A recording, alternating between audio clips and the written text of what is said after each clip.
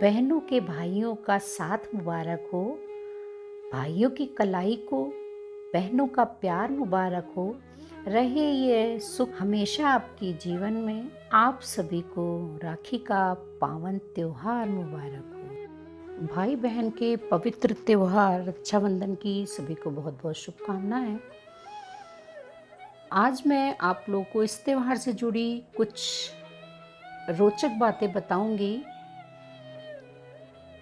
रक्षाबंधन ये दो शब्दों से मिलकर बनान करता हो। ये दोनों ही शब्द भाई बहन का प्रतीक होते हैं। यहाँ ये प्रतीक केवल खून के रिश्ते ही नहीं समझाता, बल्कि ये एक पवित्र रिश्ते को जताता है। ये त्योहार खुशी प्रदान करने वाला होता है। अब सवाल आता है, रक्षाबंधन हम क्यों मनाते हैं? आप में से बहुतों के मन में जरूर होगा। तो इसका जवाब यह है कि त्योहार असल में इसलिए मनाया जाता है क्योंकि ये एक भाई का अपने बहन के प्रति कर्तव्य जाहिर करता है। वहीं इसे केवल सगे भाई बहनों के लिए नहीं, बल्कि कोई भी स्त्री और पुरुष जो कि इस पर्व की मर्यादा को समझे, उसे पालन करना चाहिए। इस मौके पर एक बहन अपने भाई के कलाई में राखी बांधती है। वही तो भगवान से ये मांगती है कि भाई हमेशा खुश रहे, स्वस्थ रहे। सभी त्योहारों की तरह राखी का भी एक इतिहास है। रक्षाबंधन की पहली कहानी अलेक्जेंडर से जुड़ी हुई है और दूसरी रानी कर्णावती और सम्राट हुमायूं। रानी कर्णावती को सम्राट हुमायूं की कहानी का कुछ अलग ही महत्व है। ये उस समय की बात है जब राजपूतों को मुसलमान राजाओं से युद्ध करना पड़ रहा था। अपनी राज्य को बचाने के लिए राखी उस समय भी प्रचलित थी, जिसमें भाई अपनी बहनों की रक्षा करता है। उस समय चित्तौड़ की रानी कर्णावती वहाँ हुआ करती थी। वो एक विधवा स्त्री थी और ऐसे में गुजरात के सुल्तान बहादुर शाह ने उस पर हमला कर दिया। ऐसे में रानी अपने राज्य को बचा सकने के लिए असमर्थ होने लगी। इस पर उन्होंने एक राखी सम्राट हुमायूं को भेजा उनकी रक्षा करने के लिए, और हुमायूं ने भी अपनी बहन की रक्षा के हेतु अपनी एक सेना टुकड़ी चित्तौड़ भेज दी, जिसके बाद बहादुर शाह के सेना को पीछे हटना पड़ा। तीसरी कहानी इंद्रदेव से जुड़ी हुई है। भविष्य पुराण में लिखा हुआ है कि जब असुरों के राजा बलि ने देवताओं के ऊपर देवताओं के राजा इंद्र को काफी क्षति पहुंची थी।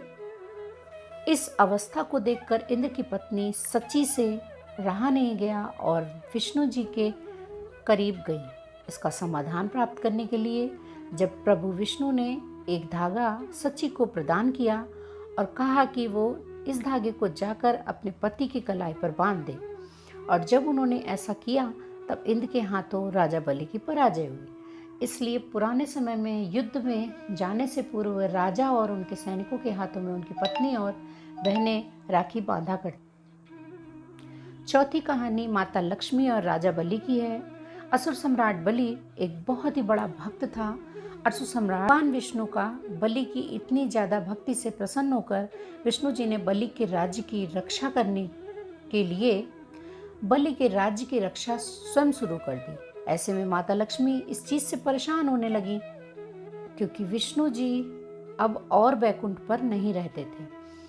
तब लक्ष्मी जी ने एक ब्राह्मण औरत का रूप लेकर बलि के महल में रहने लगी।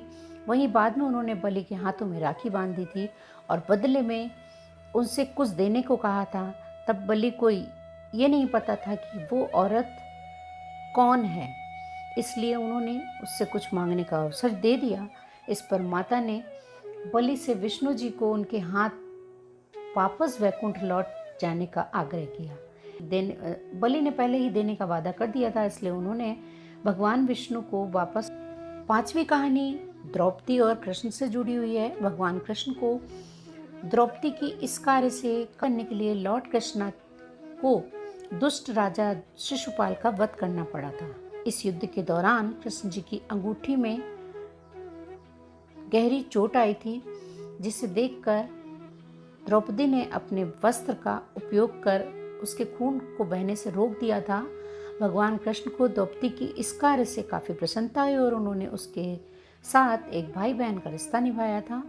वहीं उन्होंने उनसे ये भी वादा किया था कि समय आने पर उनकी जरूर मदद करेंगे। बहुत वर्षों बाद द्रौपदी को कुरुस सभा में जुए के खेल में जब हारना पड़ा तो राजकुमार दुशासन ने जब द्रौपदी की चीरहरण किया था, उस समय कृष्ण जी ने द्रौपदी की रक्षा की थी और उनकी लाज बचाई थी। छठी कहानी महाभारत से जुड़ी हुई है। भगवान कृष्ण ने युधिष्ठिर को ये सलाह दी कि महाभारत की लड़ाई में खुद को और अपने सेना को बचाने के लिए उन्हें राखी का जरूर से उपयोग करना चाहिए। युद्ध में जाने से पहले इस पर माता कुंती ने अपने नाती के हाथों में राखी बांधी थी, वहीं द्रौपदी ने कृष्ण के हाथों में राखी बांधी थी। सातवीं कहानी संतोषी माता से जुड़ी है। भगवान गणेश के दोनों पुत्र शुभ और लाभ इस बात को लेकर परेशान थे कि उनकी कोई बहन नहीं है, इसलिए उन्होंने अपने पिता को एक बहन लाने के लिए जिद की। इस पर नारद जी के हस्तक्षेप करने पर बाध्य होकर भगवान गणेश को संतोषी माता को उत्पन्न कर, वही ये मौका रक्षाबंधन ही था जब दोनों भाइयों को उनकी बहन प्राप्त हुई थी। आठवीं कहानी यम और यमुना की है। एक लोक कथा के अनुसार मृत्यु के देवता यम करीब 12 वर्षों तक अपने बहन यमुना के पास नहीं गए थे। इस पर यमुना को काफ़ी दुख हुआ था। बाद में गंगा माता के परामर्श पर यम जी ने अपने बहन के पास जाने का निश्चय किया था। भाई का काफ़ी ख्याल रखा था। इस पर यम काफ़ी प्रसन्न हुए और कहा कि यमुना तुम्हें क्या चाहिए, जिस पर उन्होंने कहा कि मुझे आपसे बार बार मिलना है, जिस पर यम ने उनकी इच्छा को पूर्ण किया था, जिससे यमुना हमेशा के लिए अमर हो गई थी। भारत के दूसरे धर्मों में भी रक्षाबंधन मनाया जाता है। हिंदू धर्म में यह त्यौहार काफ़ी हर्ष और उल्लास के साथ मनाते हैं।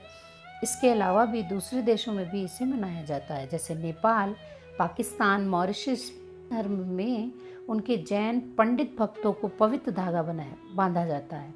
भारतीय धर्म संस्कृति के अनुसार रक्षाबंधन का त्यौहार श्रावण माह की पूर्णिमा को मनाया जाता है। यह त्यौहार भाई बहन को स्नेह की डोर से बांधता है।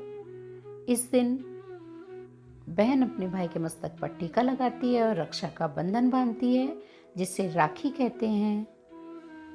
यह एकमात्र ऐसा पर्व है जिसमें कि बहन भाई के हाथों में राखी बांधकर उससे अपनी रक्षा की कसम लेती है और वहीं भाई का भी एक कर्तव्य बनता है कि वो आजीवन अपनी बहन की रक्षा करे। ये जानकारी कैसी लगी, अपने विचार कमेंट्स बॉक्स में अवश्य लिखिएगा। नए हैं तो चैनल को सब्सक्राइब करिएगा, लाइक करिएगा, शेयर करिएगा। Thank you.